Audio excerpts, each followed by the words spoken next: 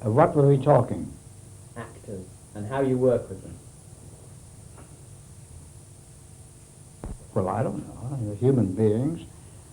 As I say, all I know is that anybody's ever worked with me, they always anxious to come back and work with me again.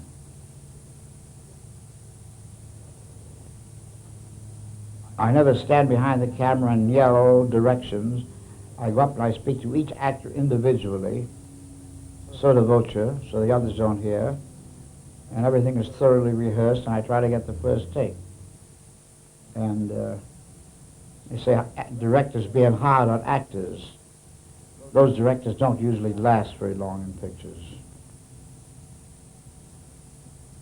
I've known of several that were hard on actors, but they've gone with the wind.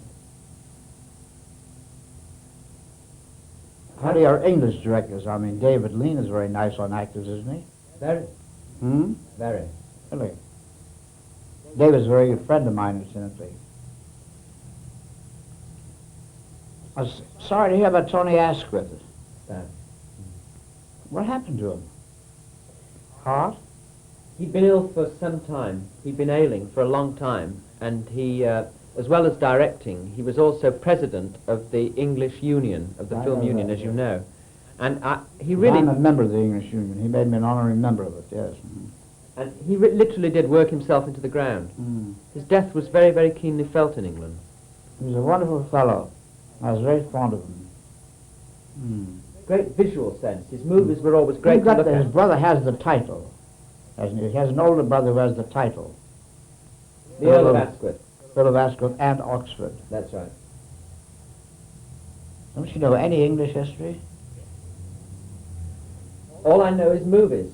Oh. I bet you've never been out to lose. And you come from Manchester.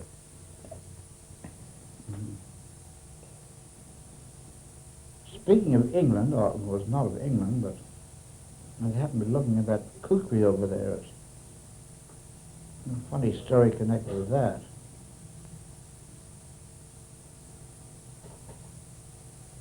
Would you care to hear it? Very much. It applies to England. I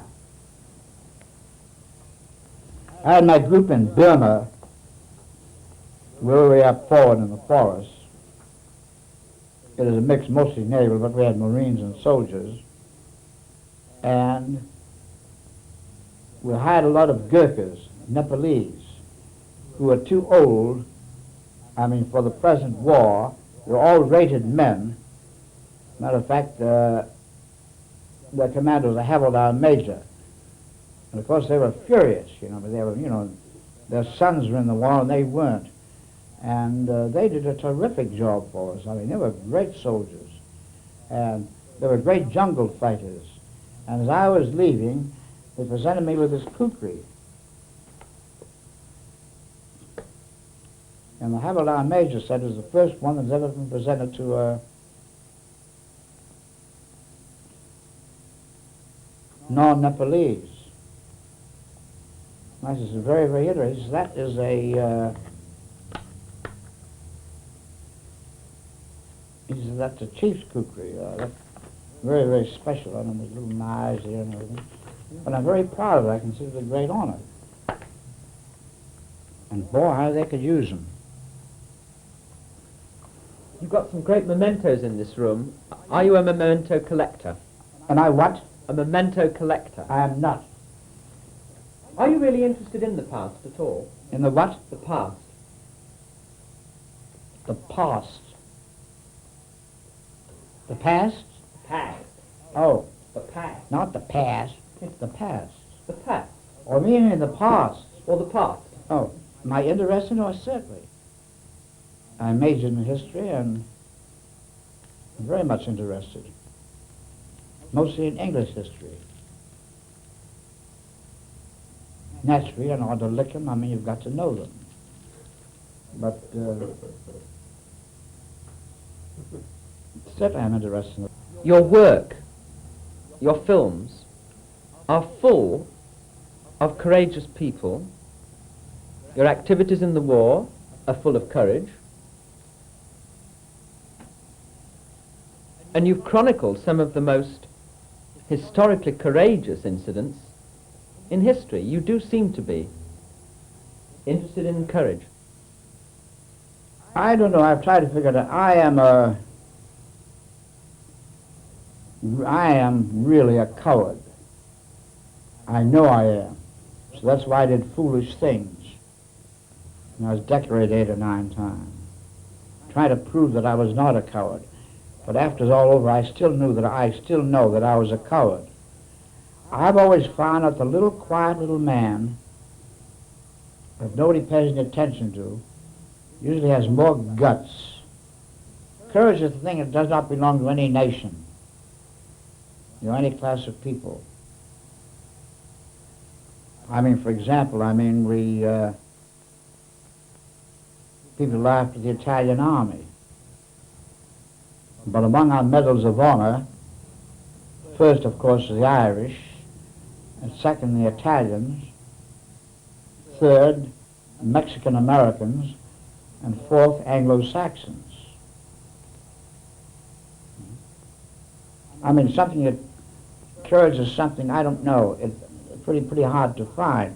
Look in the dictionary, and of 3 dictionaries, you find 3 different definitions of courage. I wouldn't know. All I know is that I'm not courageous. Oh, you go ahead and do a thing, but I mean, after it's all over, your knees start shaking. And my pictures do not always show violence. Very, very few of them do. And if they do show violence, it's over very quickly. I suggest it more than anything else. I never show a long sequence, with violence. I do it quickly, or I do it by suggestion. I hate violence in pictures just as much as I do these sex and incest and all the things that are going on now. Mr. Ford, would you tell me about that magnificent saddle there? Well, tell me first, are you enjoying your mild and bitter? It is absolutely marvellous, thank you. It's almost as bad as English beer, isn't it? Not quite. Huh? Not quite. Not quite? Not quite as bad. There's one thing we have in common. England and the United States.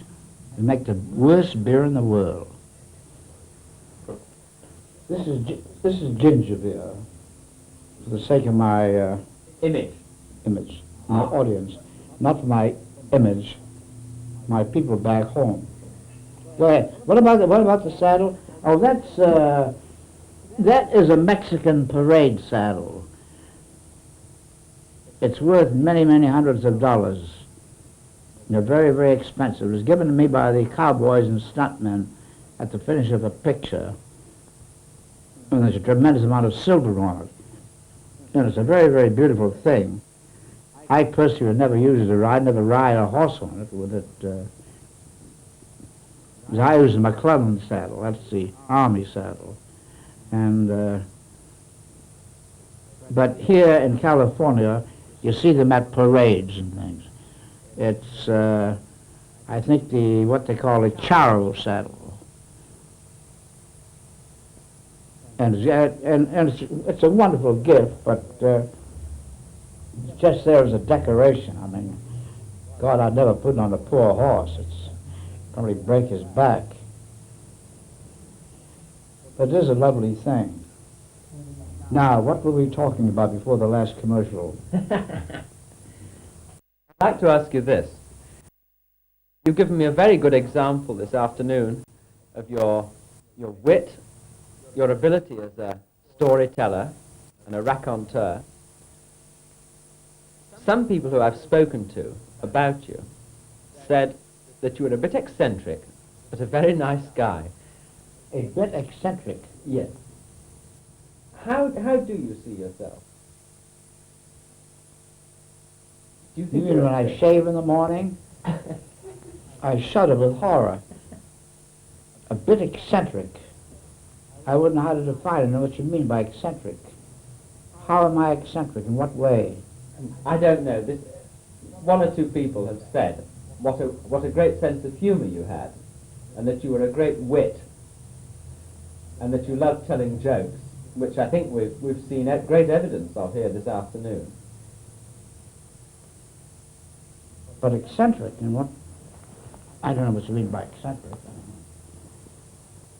Everybody has a little eccentricity in their character, I believe. But if you ask me to define it, I don't know in what way I'm eccentric. Probably because I'm very courteous to my equals, more than courteous to my inferiors. I'm speaking in terms of pictures. And I'm horribly rude to my superiors, so-called. So that's probably what they mean by eccentric.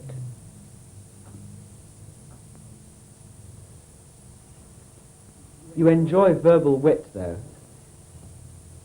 Not much. I don't get out much. The late Sir Winston, would you call him an eccentric? Yes, I knew his private secretary, believe it or not. And she Which said... one? I knew several of them. Which one? Oh, we're not supposed to mention names and be... I knew several of them.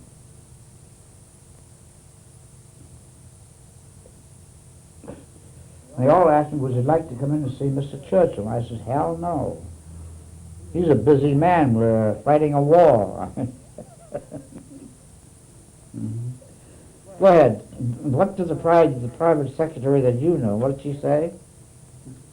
Oh, she told us amusing stories of how he would do dictation wearing only his underpants. How she's what?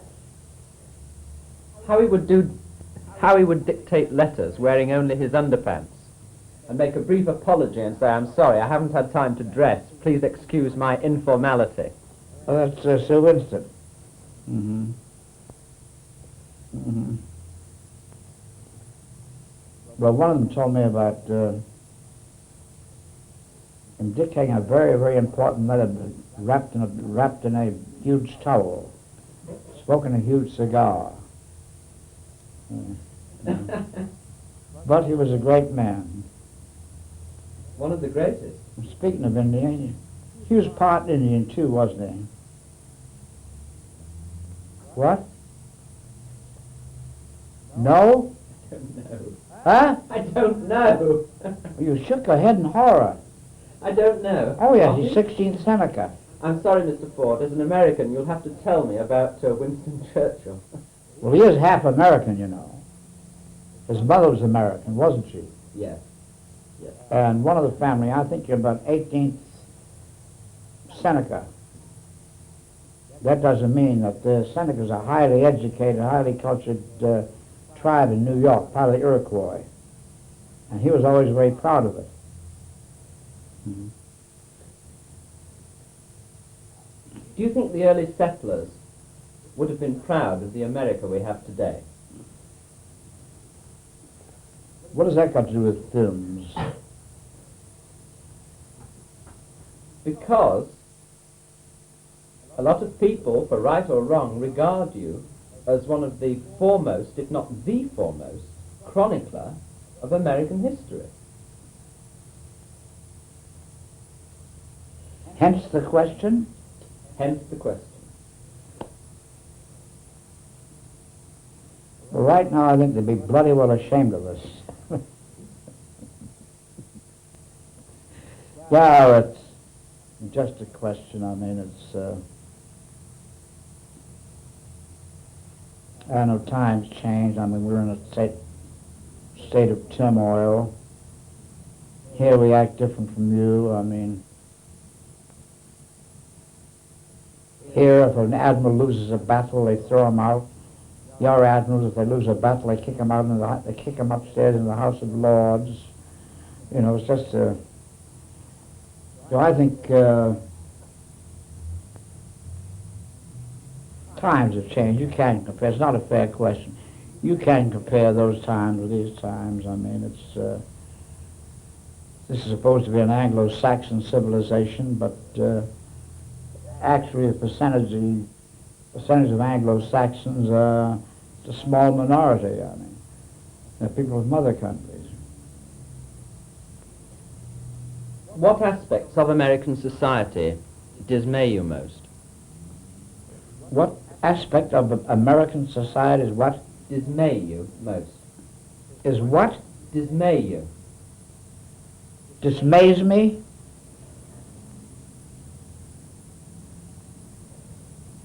Well, in the first place, to use the word society is a bad word in this country. We have no so-called society. We have no class distinctions. But if you speak, well, I'm worried about these riots, these students. I'm worried about this anti-racism. They blame it on the poor Negro. It isn't the Negroes doing it. They're being influenced from outside, from some other country. They're agents. And the people that are doing these things, I mean, that they're being arrested, they find out that more than half, I mean, are not nationalized citizens and are Caucasian. And the poor Negro is getting the blame. I worry about all these things. So that's why I think that our ancestors would be, can you say B-L-O-O-D-Y? You can. I think they'd be bloody well ashamed of us, yes, if they saw us now. But things will get better. Things will get better. What you were saying before the Bovril commercial, or was it Pliers? Pliers, yes. Pliers. Or as we'd say in Manchester, players' cigarettes. Cigarettes. Now, go ahead. You were saying that Yes. in New York they were cutting out. They were cutting out sequences that showed Negroes in subservient or menial positions. Yes. Now, as a maker of films, which included a lot of Negroes, how do you feel about this? Are you referring to my films? Well, I think you're mistaken. I would never show a Negro in a menial capacity unless you were playing a good part, a part that is either comedy or drama. And the only real film that I made was Sergeant Rutledge, in which they were all Negroes, and they certainly were played in a heroic light. So I don't think you're referring to my pictures. Now, whether or not they may be cutting out sequences in New York where you show a Negro in a menial capacity, I don't know. If you're asking my opinion on it, I have no comment. I don't know. Because heavens knows what they do in New York. I mean, they're liable to do anything. Because, once it gets to New York, God help us. All hope abandoned, ye who enter here. They should have put, that should be the motto of the city. So I don't know, I couldn't give you a plausible or a lucid answer on that. Because I very seldom, as I say, would use Negroes except in a good part. Somebody described Hollywood to me as a neon wasteland. Do you think it's a pleasant city or a vulgar city?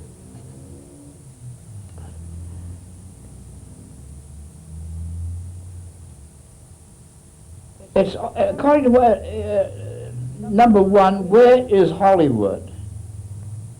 Okay? You can't refer to Hollywood as a city. We don't know where it is. You asked me to go to Hollywood, and I said, well, where is it? Nobody lives, none of the picture people live in Hollywood. There are no studios there. In the old days, we had one that is the original Universal, and that was in a grove of orange trees. And somebody called it Hollywood for the simple reason that no holly grew there. And so now it's sort of a general term for the film industry, but we don't know where it is. So get back to your question and say Los Angeles. Ask it again. It's before we get into another commercial. Do you think Los Angeles is a pleasant city, or do you think it is, as somebody described it to me, a neon wasteland? Well, I don't think I was very clever or very smart, or I don't know what part of Los Angeles he was in. There are parts of Los Angeles that are beautiful. There are slums here. There are nice homes. Now, you can't call this district a wasteland. And you certainly don't see any neon lights around except that damn thing that's blinding me. But you are privileged.